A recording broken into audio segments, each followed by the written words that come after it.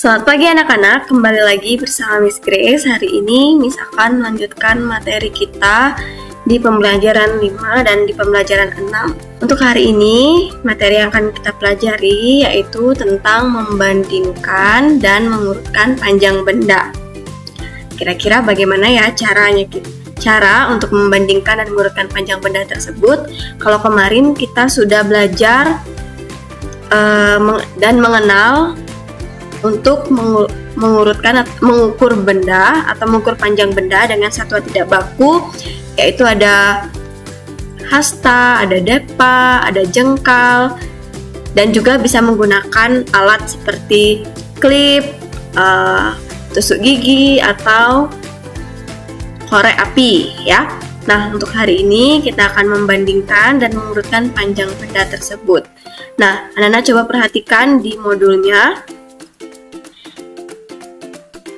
Ingatlah kembali cara mengukur panjang benda dengan satuan tak baku. Hasil pengukuran panjang dari beberapa benda dapat dibandingkan dan diurutkan. Gunakan satuan ukur panjang yang sama. Jadi kalau kita mau mengukur panjang suatu benda dan kita ingin membandingkannya, jadi satuannya mereka harus sama ya. Kalau satuannya berbeda, maka mereka tidak bisa dibandingkan. Misalnya nih contoh di sini kita lihat gambar di sini ada gambar penghapus dan ada berapa klip yang digunakan? 1, 2, 3, 4, dan 5. Berarti panjang penghapus ini sama dengan 5 klip kertas ya anak-anak. Jadi satuannya yang digunakan di sini adalah klip kertas. Nah, bagaimana dengan pensil atau krayon? Apakah sama jumlah satuan yang digunakan atau jumlah klip kertas yang digunakan? Apakah panjangnya sama? Coba kita hitung. Panjang pensil sama dengan berapa klip kertas? Ya, di sini sudah ada ya 10 klip kertas. Nah, untuk yang krayon. Kalau yang krayon menggunakan 7 klip kertas. Berarti satuan mereka menggunakan satuan yang sama, bisa dibandingkan yang mana yang lebih panjang, yang mana yang lebih pendek. Kita lihat kesimpulannya di sini. Berdasarkan hasil pengukuran tadi, kita dapat menuliskan beberapa perbandingan. Ya, bahwa penghapus itu lebih pendek dari krayon. Karena penghapus hanya membutuhkan 5 klip kertas. Kalau krayon membutuhkan 7 klip kertas. Nah, antara 7 dan 5 yang mana yang lebih banyak menggunakannya? Apakah penghapus atau krayon? Karena 7 lebih besar angkanya berarti dan lebih banyak jumlahnya berarti 7 lebih besar. Oleh karena itu, penghapus ini lebih pendek dari krayon. Dan penghapus ini juga lebih pendek dari pensil ya, karena pensil membutuhkan 10 klip kertas, jadi dia lebih panjang karena membutuhkan lebih banyak klip kertasnya. Berikutnya krayon. Krayon juga lebih pendek dari pensil karena membutuhkan lebih sedikit klip kertas daripada pensil ya. Di sini kita bisa lihat beberapa perbandingan. Juga krayon lebih panjang dari penghapus, pensil lebih panjang dari penghapus, dan pensil lebih panjang juga dari krayon. Berarti disimpulkan bahwa urutan benda dari yang terpanjang di sini adalah pensil, krayon, penghapus. Begitu urutannya. Dan urutan benda dari yang terpendek adalah penghapus, krayon, pensil, sebaliknya ya. Sekarang coba bandingkan panjang pita-pita berikut. Nah, anak-anak perhatikan di sini dia menggunakan satuan tidak baku, menggunakan jengkal. Jadi berapa jengkal yang dibutuhkan oleh pita yang berwarna merah, pita yang berwarna kuning, pita yang berwarna biru, dan pita yang berwarna hijau? Kita lihat di sini yang pita berwarna merah, berapa jengkal yang diperlukan untuk menghitung panjangnya. Coba kita hitung ya. 1, 2, 3, 4, 5, 6, 7, 8, 9, 10. Berarti di sini pita merah membutuhkan 10 jengkal. Nah, kalau yang pita kuning, kita hitung 1, 2, 3, 4, 5, 6, 7, 8, 9, 10, 11, 12. Pita kuning membutuhkan 11 ya tadi. 12 jengkal.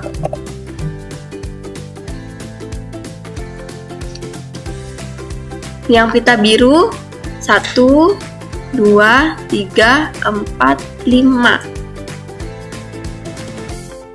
5 jengkal.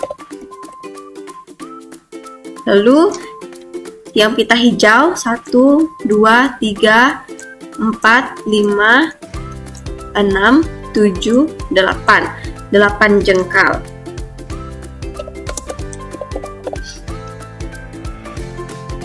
Nah, kita lihat pertanyaannya. Berapa jengkal panjang pita yang paling pendek?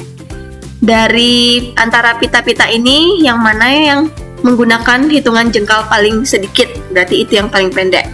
10, 12, 5, atau 8? Ya, 5 jengkalnya ya. Berarti itu pita berwarna biru. Berarti berapa jengkal panjang pita yang paling pendek? Di sini kita lihat 5 jengkal. Kita tulis 5 jengkal.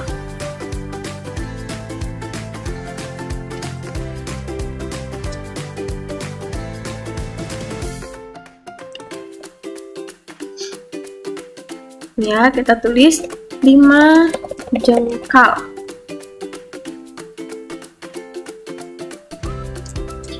Berikutnya, berapa jengkal panjang pita yang paling panjang?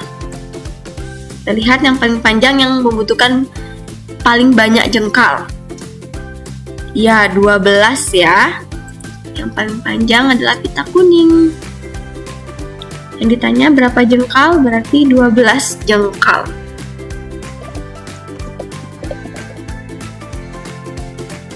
Nah, yang terakhir, urutkan warna pita mulai dari yang terpanjang. Karena tadi yang paling panjang adalah 12 jengkal, yaitu pita kuning. Berarti kita tulis pita kuning. Urutkan warna pita ya. Kita tulis pita kuning. Kemudian setelah pita kuning, yang 10 jengkal pita merah.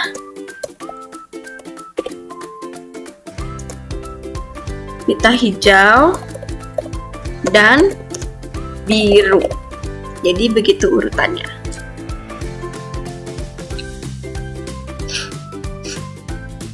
Nah, sekarang di sini ada ayo berlatih. Coba anak-anak kerjakan ya. Soal nomor 1 bagian A dan B, dan soal nomor 2 bagian A sampai C. Misalnya di sini nomor 1, tentukan panjang benda pada gambar. Lalu urutkan benda menurut panjangnya. Di sini mereka menggunakan satuan depa menghitungnya. Panjang mejanya berapa depa? Anak-anak tulis di sini di garis yang sudah ada ini.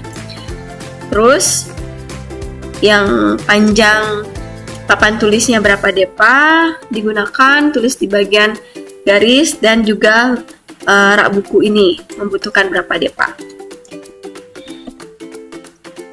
Baru anak-anak kemudian urutkan ya. Yang A, urutan benda dari yang terpendek yang mana, diurutin. Lalu yang B, urutan benda dari yang terpanjang yang mana. Ini kasih contoh di sini 1, misalnya di sini 1 depa. Gitu yang seterusnya. Nanti yang di sini yang diurutin nama bendanya ya. Apakah itu meja, apakah itu papan tulis. Nah, nomor 2, ayo bandingkan panjang benda. Ini menggunakan hasta. Kira-kira panjang tongkatnya sama dengan berapa hasta? Anak-anak tinggal hitung saja berapa hasta yang digunakan. 1, 2, 3, 4. Berarti panjang tongkat membutuhkan 4 hasta. Tinggal tulis seperti itu. Ya. Nah, selanjutnya jika sudah, kita akan lanjutkan ke pembelajaran 6 ya, anak-anak. Di sini tentang membuat cerita tentang peristiwa siang dan malam. Ini juga kita sudah pelajari kemarin bahwa siang dan malam itu seperti apa ciri-cirinya. Misalnya siang itu terang, ada matahari, udaranya panas. Nah, kalau malam ada bintang, ada bulan, gelap. Biasanya hidupin lampu karena gelap. Dan juga biasanya suasananya atau cuacanya sejuk. Nah, kita lanjutkan. Di sini kita baca terlebih dahulu. Pada siang hari, matahari bersinar terang. Panas matahari membuat udara terasa hangat. Siang hari adalah saat orang-orang beraktivitas. Malam hari adalah saat orang-orang beristirahat. Nah, ini Miss garis bawahi. Kalau siang hari biasanya kita melakukan aktivitas seperti bermain, belajar, bekerja, dan sebagainya. Kemudian malam hari waktunya untuk beristirahat supaya hari esok kita bisa beraktivitas lagi dengan baik. Nah, anak-anak bisa perhatikan gambar di sini contoh aktivitas di siang hari ya. Di sini ada belajar. Nah, yang sebelahnya, gambar sebelahnya itu contoh aktivitas malam hari, yaitu istirahat atau tidur. Kalian dapat menulis cerita berdasarkan perbedaan siang dan malam. Untuk membuat sebuah cerita, buatlah beberapa kalimat terlebih dahulu. Setelah itu, rangkailah kalimat-kalimat tersebut menjadi sebuah cerita. Jadi setelah buat beberapa kalimat, kemudian dirangkai kalimat yang tadi supaya menjadi sebuah cerita. Dan rangkailah kalimat tersebut dengan benar sesuai urutan kejadiannya.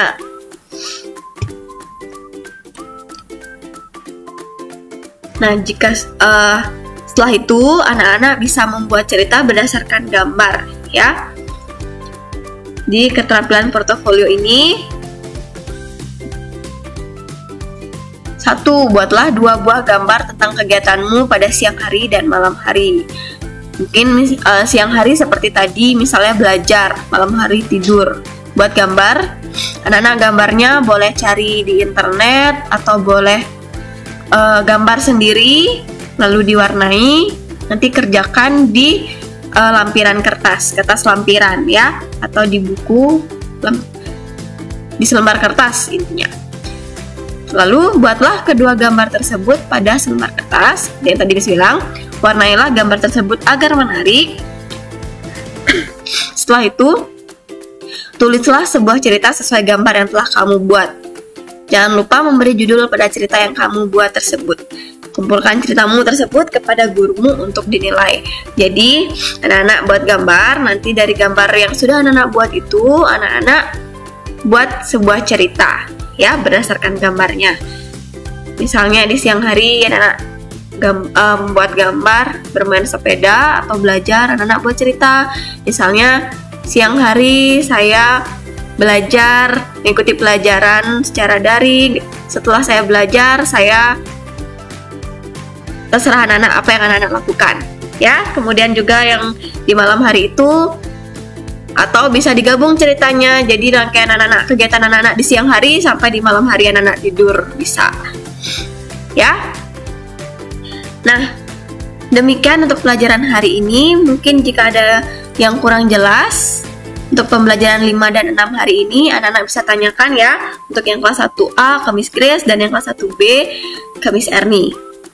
Baik anak-anak, terima kasih sudah mengikuti pelajaran hari ini. Sampai jumpa di pembelajaran selanjutnya. Dadah!